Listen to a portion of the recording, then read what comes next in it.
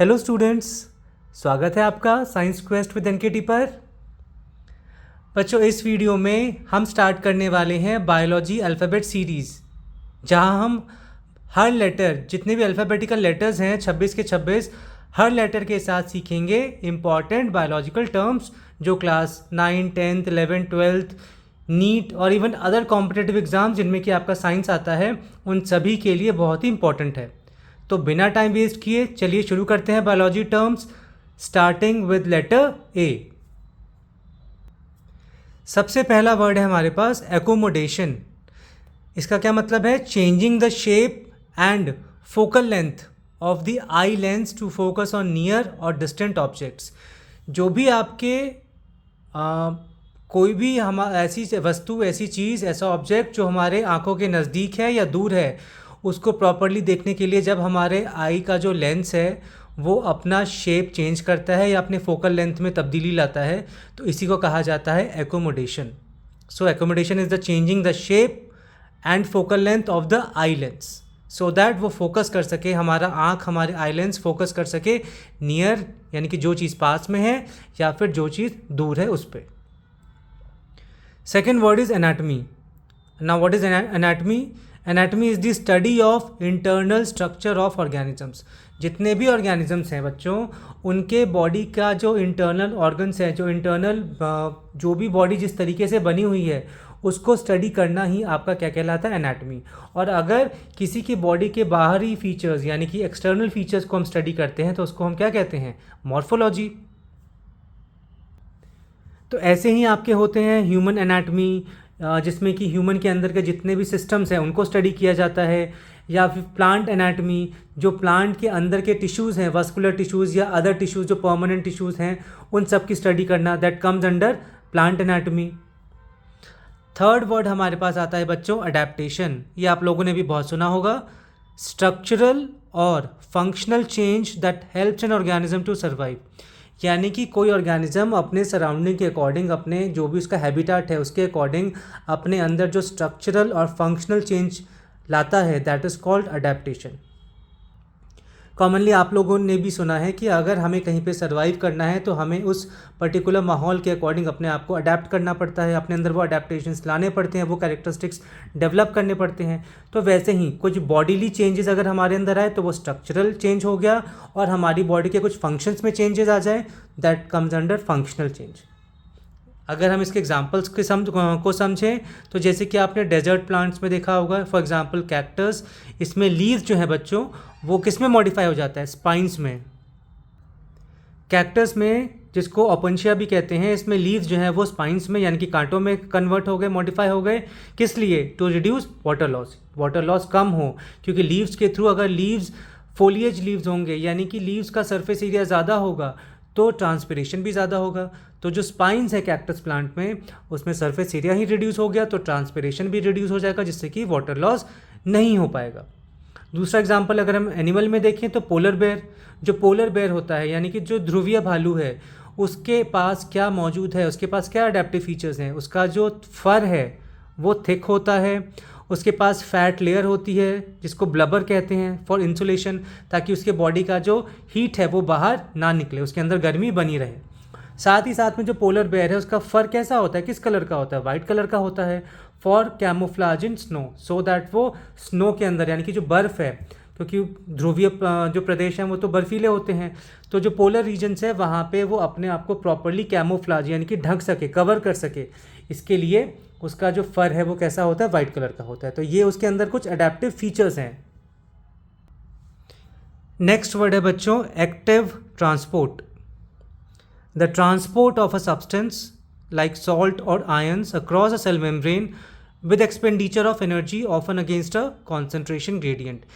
Active transport और एक होता है पैसिव ट्रांसपोर्ट, लेकिन यहाँ पे अभी हम ए अल्फ़ाबेट देख रहे हैं। तो एक्टिव ट्रांसपोर्ट का मतलब हुआ कि सेल मेम्ब्रेन के अक्रॉस, सेल मेम्ब्रेन के आर पार एक से दूसरी तरफ सब्सटेंस का यानी कि सॉल्ट या किसी आयन का ट्रांसपोर्टेशन, वो भी किसकी बदौलत? एनर्जी के खर्चे पे, यानी कि कुछ एनर्जी, कुछ एटीपी का यूज़ होगा जिसकी वजह से सेल मेम्ब्रेन के अक्रॉस कोई सब्सटेंस ट्रांसपोर्ट किया जा सके। अब यहाँ पे एनर्जी का खर्च क्यों हो रहा है, यानी कि एटीपी यूटिलाइज क्यों हो रहा है?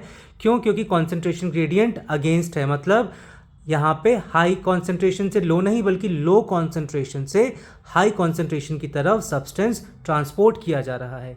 तो एक्टिव ट्रांसपोर्ट में ध्यान रखिएगा, एक्टिव ट्रांसपोर्ट में ट्रांसपोर्टेशन हमेशा अगेंस्ट द कॉन्सेंट्रेशन ग्रेडियंट होता है, यानी कि लो कॉन्सेंट्रेशन ग्रेडियंट से हाई कॉन्सेंट्रेशन ग्रेडियंट की तरफ, और इसमें एटीपी का यानी कि एनर्जी का यूटिलाइजेशन होता है। पैसिव में बिल्कुल ऑपोजिट होता है, पैसिव में कोई एनर्जी का यूटिलाइजेशन नहीं होता है, यानी कि जो ट्रांसपोर्टेशन है वो हाई कॉन्सेंट्रेशन से लो कॉन्सेंट्रेशन की तरफ होता है। Next is anaemia. अनीमिया क्या है बच्चों? अनीमिया के ऊपर तो एक वीडियो भी हमने बनाया हुआ है, आप वहाँ से इसको रेफ़र कर सकते हैं प्रॉपरली।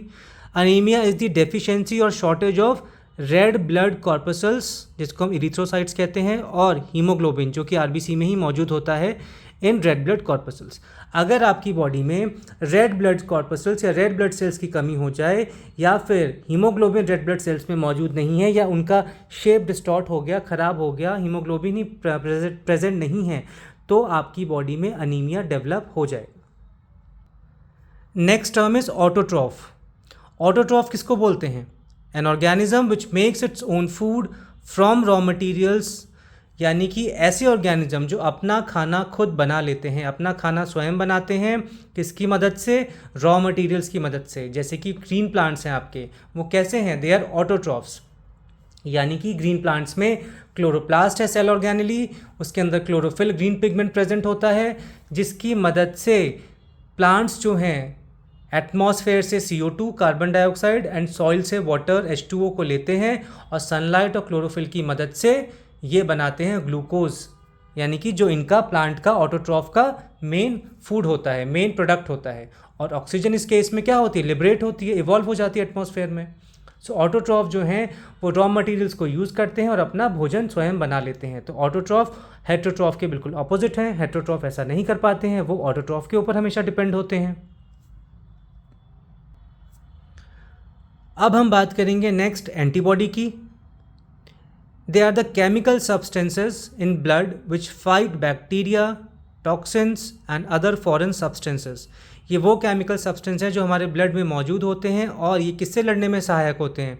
ये लड़ते हैं आपके बैक्टीरिया से, टॉक्सिन से, यानी कि कुछ हार्मफुल सब्सटेंस, और कोई फॉरेन पार्टिकल अगर आपकी बॉडी में आ गया जो आपकी बॉडी के लिए सूटेबल नहीं है, तो उससे भी लड़ने में एंटीबॉडी हेल्पफुल होते हैं। These are produced on exposure to antigens. ये कब प्रोड्यूस होते हैं? जब किसी एंटीजन से इनका आमना सामना हो, या हमारी बॉडी में कोई एंटीजन एंटर कर जाए, फॉरेन पार्टिकल्स।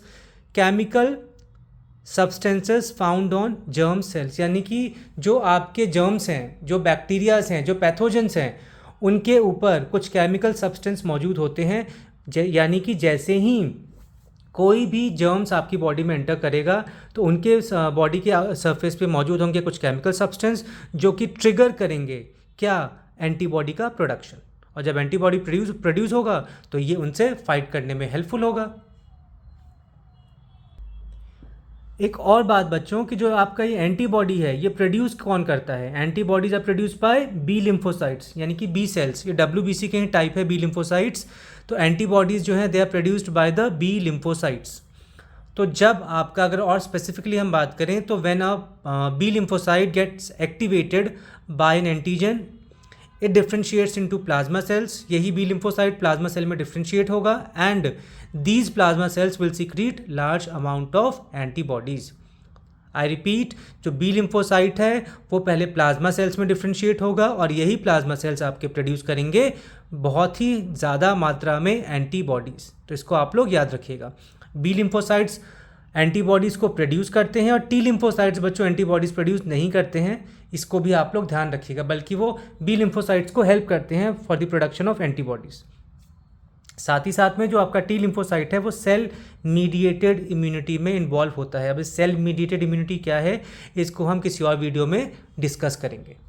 तो जो आपका एंटीबॉडी है, जब भी आपकी बॉडी में कोई एंटीजन एंटर करता है, यानी कि कोई फॉरेन हार्मफुल पार्टिकल एंटर करता है, तो आपकी बॉडी में एंटीबॉडी का प्रोडक्शन होगा, और यही एंटीबॉडी उस फॉरेन पार्टिकल को किल करने के लिए रिस्पॉन्सिबल होगा। Now next word is antigen. Same antigen body में एंटर किया तो एंटीबॉडी का प्रोडक्शन होगा। सो एंटीजन इज अ सब्सटेंस ये प्रोटीन हो सकता है या लार्ज पॉलीसेकेराइड हो सकता है। It's a chemical substance found on the surface of disease causing germs which initiates production of antibody. Antigen जो है वो आपके डिजीज़ कॉजिंग पैथोजेंस की बॉडी के ऊपर मौजूद होता है, और जैसे ही एंटीजन आपकी बॉडी में एंटर करेगा तो एंटीबॉडी का प्रोडक्शन आपकी बॉडी करना शुरू कर देगी। नेक्स्ट आता है हमारे पास जो वर्ड है दैट इज एंथर। अब एंथर क्या है? They are the pollen producing part of stamen. Stamen is the male reproductive part in flower. जो एंजियोस्पर्मिक फ्लावर्स हैं उनमें जो मेल रिप्रोडक्टिव पार्ट है दैट इज स्टेमन, और फीमेल रिप्रोडक्टिव पार्ट होता है बच्चों कार्पल या पिस्टल। तो एंथर जो है वो स्टेमन का ही पार्ट है। स्टेमन consist of anther and filament. तो एंथर जो है इसमें आपके पॉलन सैक होते हैं जिसके अंदर पॉलन ग्रेन्स का फॉर्मेशन होता है by the process of microsporogenesis. तो ये था आपका एंथर। अब हम चलते हैं नेक्स्ट वर्ड की तरफ। Next word is asexual reproduction, यानी कि ऐसा रिप्रोडक्शन जिसमें कि गैमीट्स का फ्यूजन नहीं होता है। एसेक्सुअल रिप्रोडक्शन में बच्चों गैमीट्स बनते ही नहीं हैं। इसमें सिंगल पेरेंट इन्वॉल्व होता है, इसमें गैमीट का फॉर्मेशन नहीं होता है, इसमें फर्टिलाइजेशन नहीं होता है, इसमें जो ऑफस्प्रिंग्स हैं यानी कि इसमें जो डॉटर सेल्स हैं वो आइडेंटिकल होते हैं टू द पेरेंट्स। क्यों? क्योंकि इसमें गैमीट्स का फॉर्मेशन नहीं हुआ, फ्यूजन नहीं हुआ, तो इसमें क्रॉसिंग ओवर भी नहीं होगा, और रिकॉम्बिनेशन क्रॉसिंग ओवर जब ये प्रोसेस नहीं होंगे तो वेरिएशंस आने के चांसेस ज़ीरो होते हैं। तो इसीलिए जो ऑफस्प्रिंग्स हैं, जो प्रोजेनीज हैं, वो बिल्कुल आइडेंटिकल हूबहू सेम होते हैं आपके पेरेंट्स से। जैसे कि एसेक्सुअल रिप्रोडक्शन हमें देखने को मिलता है बैक्टीरियाज में बाइनरी फिजन, अमीबा में binary fission. Next word is allele. Allele क्या है? It is the alternative forms of a gene occupying the same locus on homologous chromosomes. यानी कि जो आपके होमोलोगस क्रोमोसोम्स हैं, होमोलोगस क्रोमोसोम्स बच्चों वो क्रोमोसोम्स होते हैं जो आपस में सेम शेप एंड साइज़ के होते हैं। तो दो क्रोमोसोम्स हैं वो होमोलोगस हैं, तो उनमें सेम लोकेशन पे ही, सेम लोकस मतलब सेम लोकेशन पे ही जीन्स मौजूद होंगे। दो जीन्स होंगे जो आपके नॉट दो जीन्स, एक जीन होगा जिसके दो अलग अलग फॉर्म होंगे। यानी कि एक होगा अगर शॉर्ट हाइट का, तो दूसरा जो अलील होगा वो होगा लॉन्ग हाइट का। ऑपोजिट मतलब ये आपस में अलील्स होते हैं। So alleles are the alternative forms of a gene. Basically अगर शॉर्ट में हम इसको समझें तो जीन्स का अल्टरनेटिव फॉर्म है, यानी कि एक जीन के हमेशा दो अलील आपको देखने को मिलेंगे। मल्टीपल एलीलिज्म ह्यूमन बींग्स में, यानी कि ABO जो ब्लड ग्रुप है वो अलग केस है, एक्सेप्शन है, लेकिन नॉर्मली एक जीन का दो ही अल्टरनेटिव फॉर्म हमें देखने को मिलता है। अगर आप लोगों ने मेंडल्स का पढ़ा होगा, मेंडल्स के लॉज या मेंडल का एक्सपेरिमेंट, तो उसमें मेंडल ने 7 कंट्रास्टिंग फीचर्स लिए थे। तो वही आपके जो कंट्रास्टिंग फीचर्स होते हैं वही क्या हैं? अलील्स हो गए आपके। Short height, long height, terminal position flower का, एक्सियल पोजीशन, टर्मिनल पोजीशन, या फिर इस तरीके की जितनी भी आपकी चीज़ें हैं, पॉड कैसा है मटर का, पी का, तो ये सारी चीज़ें आपकी क्या हैं? Alleles. So alleles are the alternative forms of a gene. Next word is acquired immunity, यानी कि resistance to a disease which an individual acquires during life time. ऐसी इम्यूनिटी जो हम अपने लाइफ टाइम के दौरान अचीव करते हैं उसको कहा जाता है एक्वायर्ड इम्यूनिटी। तो बर्थ के बाद जब हम किसी एंटीजन के एक्सपोजर में आते हैं तो जो हम इम्यूनिटी हमारे अंदर बनती है that is called acquired immunity. यहाँ पे अगर हम बात कर लें बच्चों वैक्सीनेशन की, यहाँ पे अगर हम बात करें वैक्सीनेशन की जैसे कि, तो वैक्सीनेशन जो है आपका, इसमें हमारी बॉडी में कुछ या तो कम्प्लीटली मरे हुए या फिर आपके पार्शली जो डेड ऑर्गेनिजम्स हैं उनको एंटीजन्स हैं या फिर जो भी पैथोजेंस हैं उनको इंजेक्ट किया जाता है। तो इससे हमारी बॉडी उनके खिलाफ क्या करती है? एंटीबॉडीज़ का प्रोडक्शन स्टार्ट कर देती है। So after receiving a vaccine like BCG और polio vaccine, the body produces antibodies and memory cells.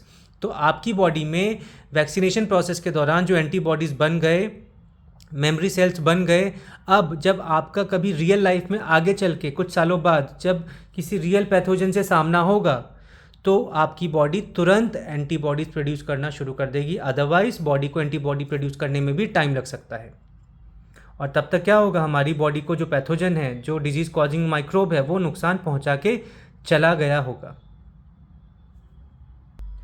एक एग्जाम्पल हम ये भी समझ सकते हैं कि जैसे कि किसी पर्सन को जब चिकन पॉक्स हो जाता है, so they usually do not get it again because memory cells उनकी बॉडी में बन जाते हैं।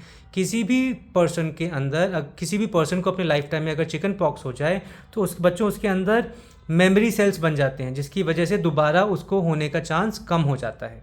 और अगर कोई पर्सन बहुत ज़्यादा ही वीक है, उसका इम्यून सिस्टम बहुत ज़्यादा ही वीक है, तो उसको होगा दोबारा तिबारा भी हो सकता है।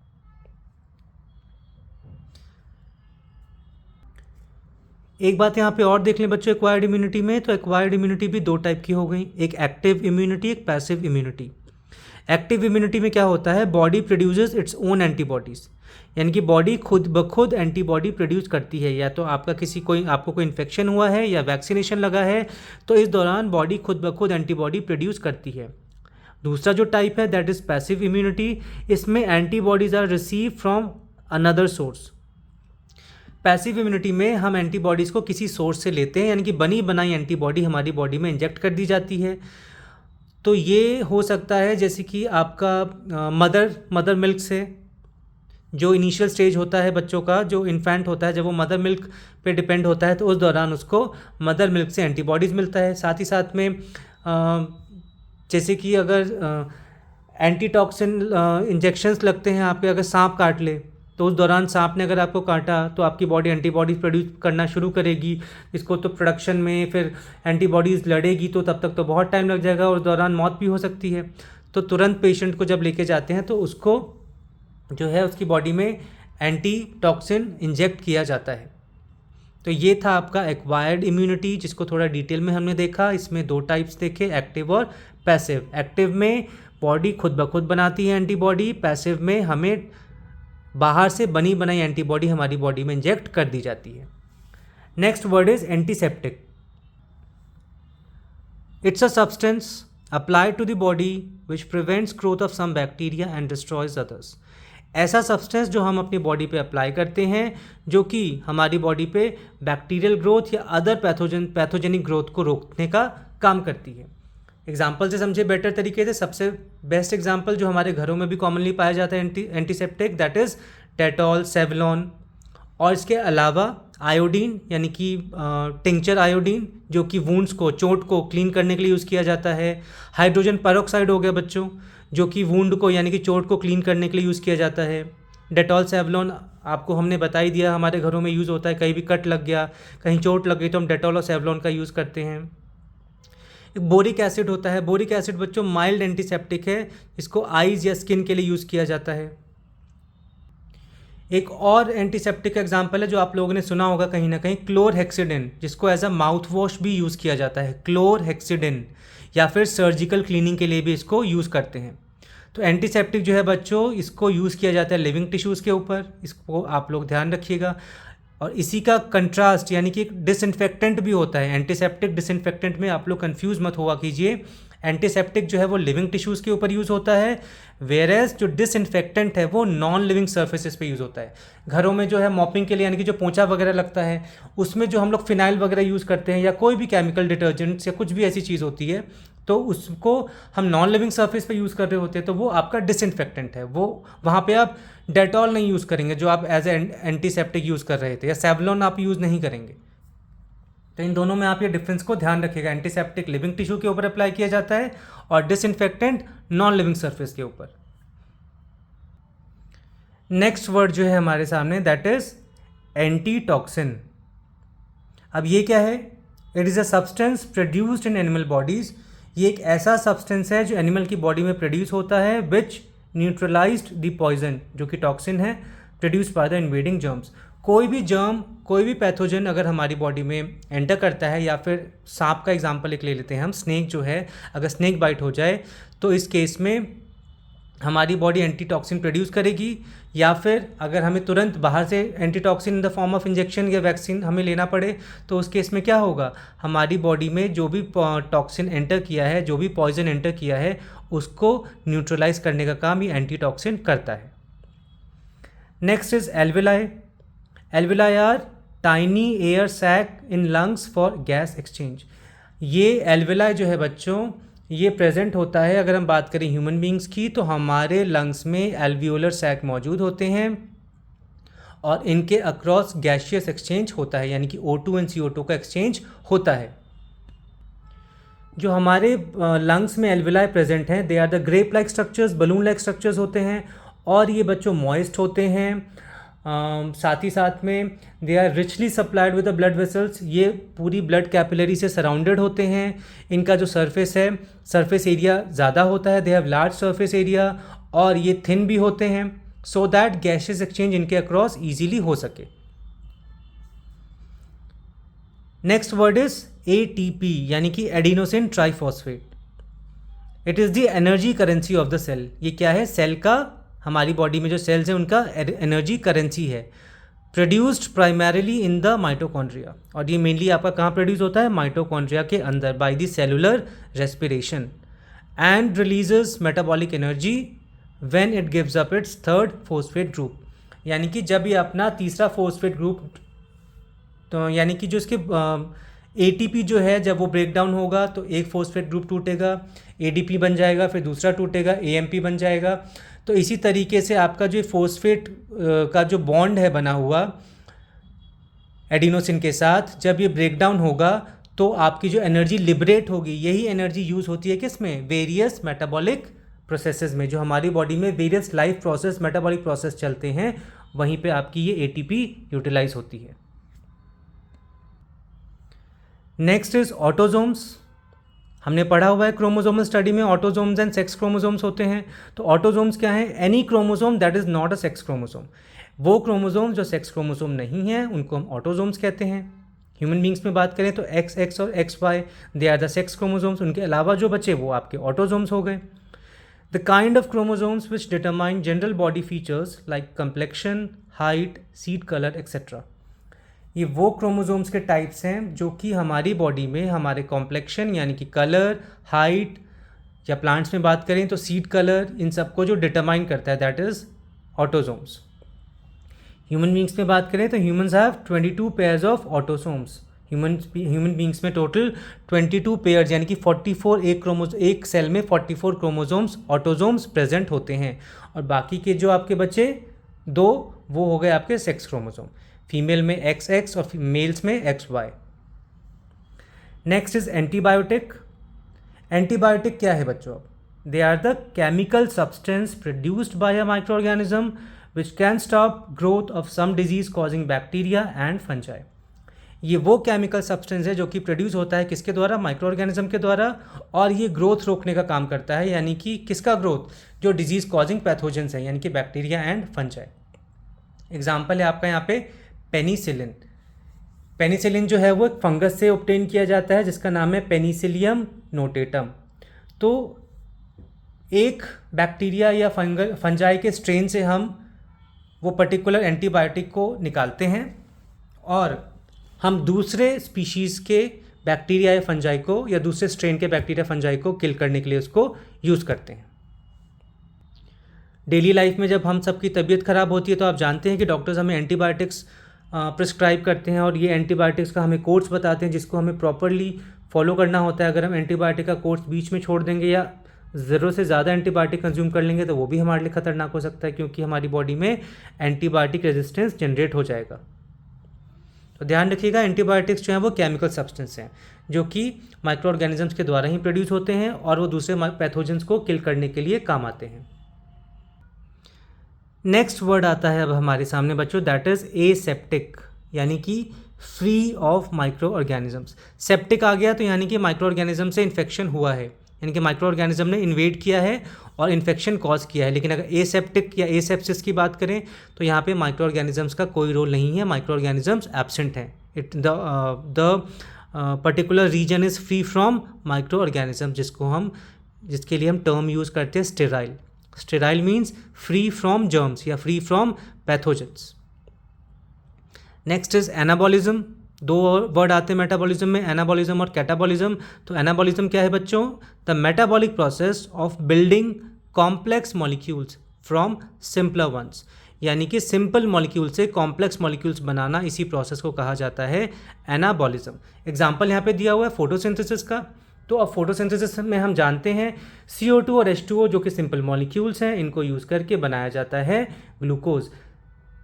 स्पेसिफिकली जो कार्बन डाइऑक्साइड है इस प्रोसेस में उसका होता है रिडक्शन और बनता है आपका ग्लूकोज। तो कार्बन डाइऑक्साइड सिंपल मॉलिक्यूल है और C6H12O6 यानी कि glucose as compare to carbon dioxide complex molecule है। तो एनाबॉलिज्म में सिंपल मॉलिक्यूल से कॉम्प्लेक्स मॉलिक्यूल का फॉर्मेशन होता है। Next term is aquaporins. अब एक्वापोरेंस क्या है? They are the integral membrane proteins that serve as channels in the transfer of water across the cell membrane. तो जो आपका सेल मेम्ब्रेन होता है बच्चों, उसके अंदर कुछ इंटीग्रल प्रोटीन्स होते हैं।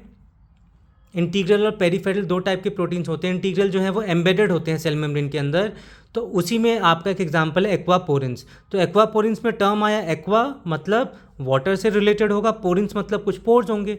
तो ऐसे पोर्स, ऐसे चैनल्स जो वाटर को सेल मेम्ब्रेन के अक्रॉस ट्रांसफ़र करवाने का काम करते हो, उन्हीं को कहा जाता है एक्वापोरेंस।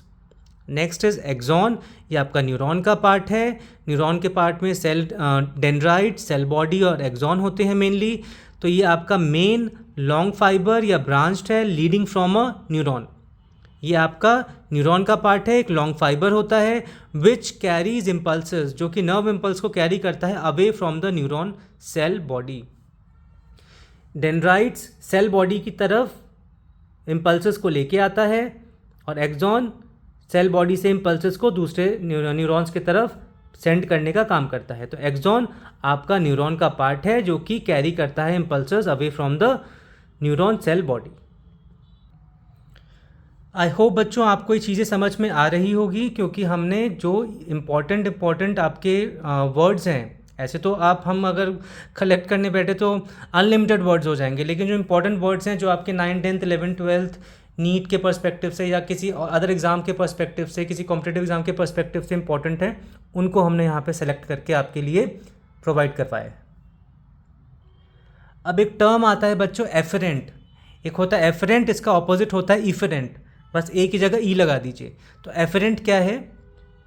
ब्रिंगिंग टूवर्ड्स, यानी कि किसी की तरफ, किसी ऑर्गन की तरफ कुछ लेके आने वाला, उसको कहते हैं afferent. Example afferent arteriole entering glomerulus. जो ग्लोमेरुलस है बोमेंस कैप्सूल में, जो ग्लोमेरुलस है यानी कि नेफ्रॉन की हम बात कर रहे हैं किडनी के अंदर, तो जो आर्ट्रियोल आता है ब्लड को लेके, that is called efferent arteriole. And the nerves which receive stimuli and send impulses towards the brain और स्पाइनल कॉर्ड। एफरेंट नर्व्स या एफरेंट जो आपके नर्व्स होते हैं बच्चों, वो स्टिमुलाई को लेके आने का काम करते हैं किसके पास? ब्रेन या स्पाइनल कॉर्ड के पास। तो एफरेंट वर्ड मतलब जो कुछ लेके आ रहा है। Next is anaerobic respiration. अब एनारोबिक रेस्पिरेशन जो है, रेस्पिरेशन के दो टाइप्स हैं, एरोबिक एंड एनारोबिक। एनारोबिक जो है बच्चों, ये आपका breakdown of glucose in the absence of oxygen होता है, सो दैट एनर्जी रिलीज हो सके। एक होता है एरोबिक रेस्पिरेशन।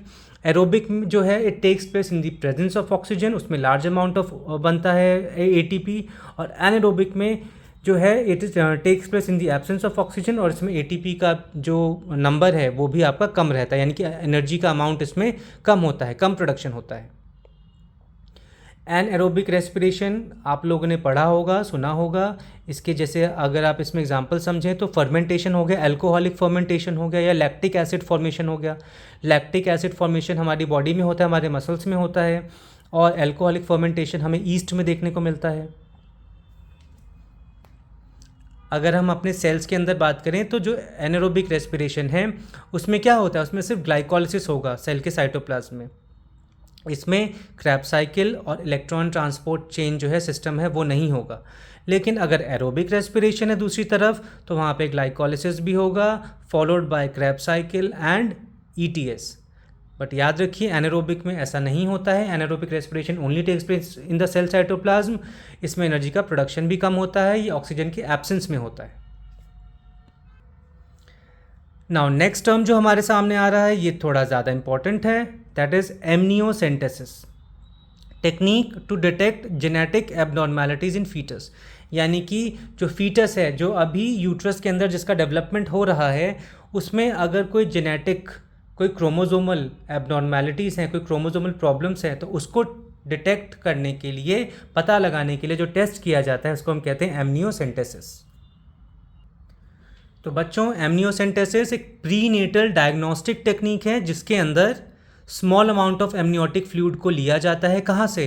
प्रेग्नेंट विमेन के यूट्रस से, और एग्जामिन किया जाता है क्या चेक करने के लिए? टू डिटेक्ट जेनेटिक, क्रोमोसोमल और developmental disorders in the foetus, कि फीटस में कोई डेवलपमेंटल, क्रोमोसोमल या जेनेटिक डिसऑर्डर तो नहीं है। इसके लिए इस टेस्ट को परफॉर्म किया जाता है।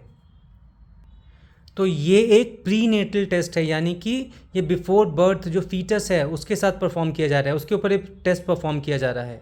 तो लेकिन इस टेस्ट का जो है बच्चों मतलब नेगेटिव यूज़ भी किया जाता है सेक्स डिटर्मिनेशन के लिए, कि हाँ जो अनबॉर्न बेबी है वो फीमेल है या मेल है, जो कि इलीगल है। तो इसका जो मेन पर्पस है वो डेवलपिंग फीटस में कोई जेनेटिक एबनॉर्मेलिटीज़ तो नहीं है, ये टेस्ट करने के लिए किया जाता है। बट जो इलीगल तरीके से किया जाता है sex of the unborn foetus detect करने के लिए, वो गलत चीज़ है। नेक्स्ट अब वर्ड आता है हमारे सामने एपोप्टोसिस। एपोप्टोसिस क्या है बच्चों? It is the programmed cell death, यानी कि एक प्रोग्राम्ड वे में सेल की डेथ हो, सेल को डिस्पोज ऑफ किया जाए और अगल बगल के नेबरिंग सेल्स को कोई नुकसान ना पहुंचे। That is called apoptosis. It's a crucial process in development and preventing cancer. Cancer के केस में ये आपका एक बहुत ही क्रूशियल प्रोसेस माना जाता है।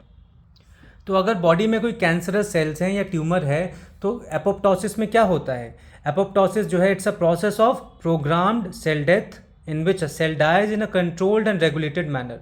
इसमें जो है सेल को ख़त्म किया जाता है, यानी कि जो ख़राब सेल है उसको ख़त्म किया जाता है एक कंट्रोल्ड और रेगुलेटेड मैनर में, और साथ ही साथ में सराउंडिंग सेल्स का, जो सराउंडिंग हेल्दी सेल्स हैं उनका भी ख्याल रखा जाता है ताकि वो ख़राब ना हो जाए।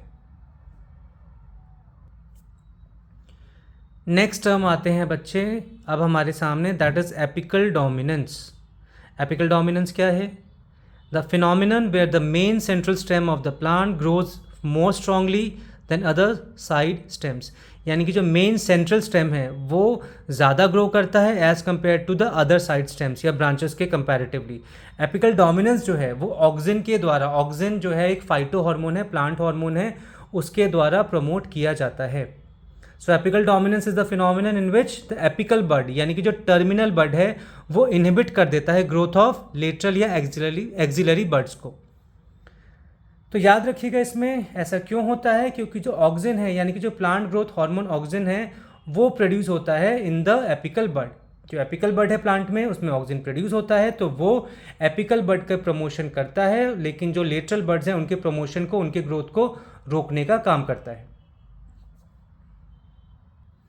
आप लोगों ने ऑब्जर्व किया होगा जो गार्डनर्स होते हैं वो टाइम टू टाइम गार्डन में कटिंग करते रहते हैं जो बुशी प्लांट्स हैं उनकी। क्यों? क्योंकि वो एपिकल बड को रिमूव कर देते हैं, और जब एपिकल बड रिमूव होगा तो ऑक्सीजन का लेवल कम हो जाएगा। ऑक्सीजन का लेवल कम होगा जो आपके लेटरल बर्ड्स हैं वो ग्रो करना शुरू कर देंगे, और प्लांट्स जो है वो साइडवेज भी प्रॉपर अच्छे तरीके से ग्रो करेगा। नेक्स्ट वर्ड आता है बच्चों अपेंडेज। अपेंडेज क्या होता है? It's an out growth of the body of an animal. किसी भी एनिमल की बॉडी में कोई आउट ग्रोथ है that is called appendage, such as leg, fin जो कि फिशेज में देखने को मिलता है, या फिर एंटीना जो कि हमें इंसेक्ट्स में देखने को मिलता है। तो लेग हो सकता है, हैंड्स या लेग्स, ये हमारे अपेंडेजेस हैं। फिन्स ये अपेंडेज है। एंटीना जो इंसेक्ट्स में हमें देखने को मिलता है ये भी आपका अपेंडेज है। Next word is albinism. Albinism क्या है? It's a genetic disorder characterised by absence of melanin. इसके अंदर जो मेलानिन है उसका प्रोडक्शन रुक जाता है, जिससे कि बॉडी में पिगमेंटेशन नहीं होता है, बॉडी बिल्कुल वाइट कलर की हो जाती है। So albinism is a genetic disorder characterised by the absence और very low production of melanin pigment. ये आपको देखने को मिलेगा कि कहाँ कहाँ पे मेलानिन का पिगमेंट कम हो जाएगा, स्किन में, हेयर में, आइज में। ये होता क्यों है बच्चों? एल्बिनिज्म आप सभी ने कभी ना कभी किसी को देखा होगा जो एल्बिनिक पर्सन होता है। ये होता क्यों है albinism? It occurs due to mutation in genes involve in the melanin production. वो जीन्स जो मेलानिन हार्मोन के प्रोडक्शन में पार्टिसिपेट करते हैं ये उसी को रोक देता है, उस जीन्स को ख़राब कर देता है।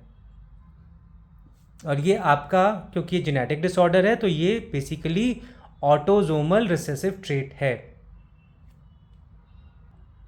सो इसमें आप लोग शॉर्ट में याद रखिएगा कि जो एल्बिनिज्म है it's an autosomal recessive genetic disorder caused by deficiency of melanin pigment.